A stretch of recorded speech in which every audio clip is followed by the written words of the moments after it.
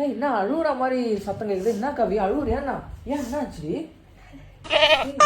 அழலாம் இல்லடா, வெங்காயம் நான் வேணா உரிக்கிறேன். என்ன திடீர்னு இவ்வளோ பெரிய சமையல்? வெங்காயம் தக்காளி தக்காளி இல்லையா? என்ன இதெல்லாம் நானும் சரியே, அங்கே வேற நானும் கட் பண்ணி வச்சிருக்க. என் ஃப்ரெண்டு வராங்களா, அதான் சமைக்கிறேன். ஏய் ஃப்ரெண்டு தானே நீ வர, ஆனால் சொந்தக்காரங்களா வராங்க. என்னடா ஃப்ரெண்டை போய் அவ்வளோ சாதாரணமாக சொல்கிறேன்? அவ்வளோ சாதாரணமாக சொல்ல, அவ்வளோ ஈஸியாக இருக்கணும். ஃப்ரெண்ட்ஸ்லாம் வந்து ரொம்பலாம் எதிர்பார்க்க மாட்டானுங்க கவி. இந்த சொந்தக்காரங்க தான் அப்படியே நான் வந்தேன், என்னை அவன் மதிக்கலை, என்னை இதை பண்ணிட்டான் அதை பண்ணிட்டான்னு. நாங்கள்லாம் வந்து எதுனாலும் அட்ஜஸ்ட் பண்ணி வீட்டில் என்ன இருக்கோ, தயிர் சாதம் இருந்தாலும் சரி, தக்காளி சாதம் இருந்தாலும் சரி, பிரியாணி இருந்தாலும் சரி, பெருசாக இருந்தாலும் சாப்பிடுவானுங்க, சின்னதாக இருந்தாலும் சாப்பிடுவானுங்க.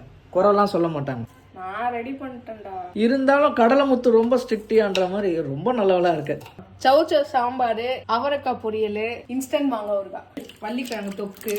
இங்கே பாருங்க, இந்த வள்ளிக்கிழங்கு டிஃப்ரெண்ட்டாக இருக்குது. குடும்பம் தான் டிஃப்ரெண்ட்டுன்னு பார்த்தா வள்ளிக்கிழங்கு கூட இங்கே டிஃப்ரெண்ட்டாக இருக்குது.